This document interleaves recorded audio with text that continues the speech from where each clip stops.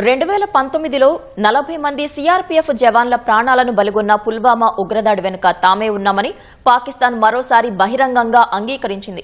పుల్వామాలో తమ వ్యూహాత్మక ప్రతిభను చూపించామని పాక్ వాయుసేన air vice marshal Aurangzeb Ahmed చేసిన వ్యాఖ్యలే అందుకు నిదర్శనం.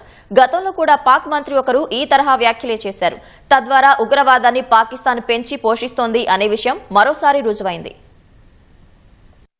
ఉగ్రవాదానికి కేర్ ఆఫ్ అడ్రస్ పాకిస్తాన్. భారత్లో ఉగ్రదాడుల వెనుక పాకిస్తాన్ హస్తం ఉందనేది కాదనలేని నిజం. ఉగ్రవాదాన్ని తామే పెంచి పోషించామని ఇప్పటికే పలువురు పాక్ నేతలు బహిరంగంగానే ఒప్పుకున్నారు. తాజాగా 2019లో పుల్వామాలో జరిగిన ఉగ్రదాడి వెనుక తామే ఉన్నట్లు పాక్ వాయుసేన air vice marshal Aurangzeb Ahmed అంగీకరించారు. దీంతో ఉగ్రవాదంతో తమకు సంబంధం లేదని ఇస్లామాబాద్లోని నేతలు చెబుతున్నవి మొత్తం కాకమ్మ కబుర్లే అని తేలిపోయింది.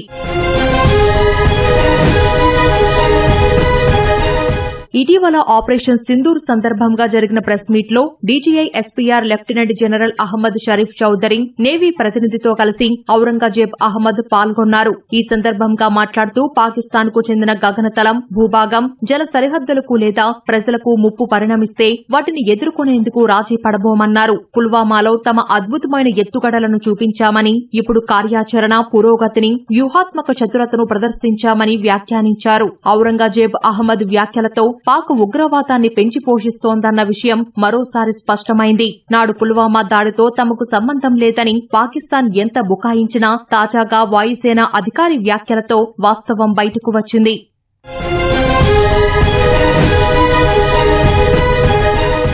గతంలో కూడా పుల్వామా ఉగ్రదాడి చేసింది తామేనని పాక్ చెప్పింది. 2020 అక్టోబర్లో అప్పటి పాక్ సైన్స్ అండ్ టెక్నాలజీ మంత్రి ఫవాద్ చౌదరి పుల్వామా ఉగ్రదాడి వెనుక తామే ఉన్నామని తెలిపారు. ఇమ్రాన్ ఖాన్ నేతృత్వంలో పుల్వామాలో తమ విజయం పాకిస్తాన్ విజయమన్నారు. పాక్ జాతీయ అసెంబ్లీలో ఫవాద్ చౌదరి ఈ వ్యాఖ్యలు చేశారు. తాజాగా పాక్ వాయుసేన air vice marshal Aurangzeb Ahmed చేసిన వ్యాఖ్యలతో పుల్వామా దాడి వెనుక తామే ఉన్నట్లు ఆ దేశం మరోసారి అంగీకరించినట్లయింది.